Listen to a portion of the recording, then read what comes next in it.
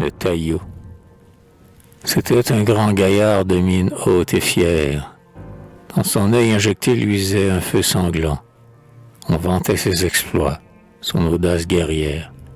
Les tribus d'alentour n'en parlaient qu'en tremblant. Sa peau disparaissait sous un bleu tatouage, arabesque fantasque ou pli capricieux, dont chaque trait parlait d'un acte de courage ou d'un ennemi mort sous son bras glorieux. Nul ne lançait si loin la terrible sagaie qu'au moment du combat l'on frotte de poison. Nul ne faisait voler si fort sous la pagaie la pirogue légère au lointain horizon.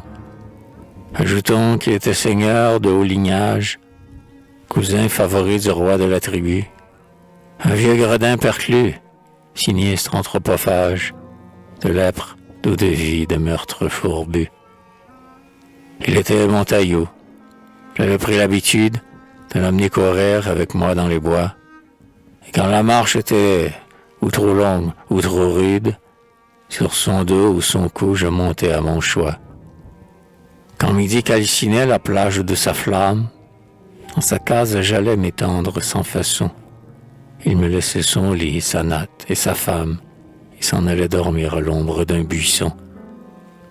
Il venait le matin à bord de mon navire, m'apporter du poisson, du laitage et du fruit, et je le renvoyais heureux jusqu'au délire, pour un peu de tabac, de poudre ou de biscuits.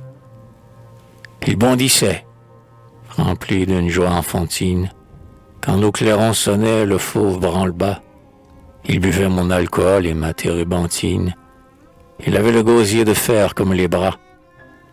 Il n'avait peur de rien, excepté des fantômes, qui par les nuits sans lunaire sous les palmiers, et du vent de minuit qui grince sur les chaumes, ainsi qu'un frôlement d'esprit ou de sorcier. Il me fallut partir pour une île prochaine. C'était pour secourir un vaisseau naufragé. De retour dans la baie au bout d'une semaine, je cherchais mon taillot. Le roi l'avait mangé.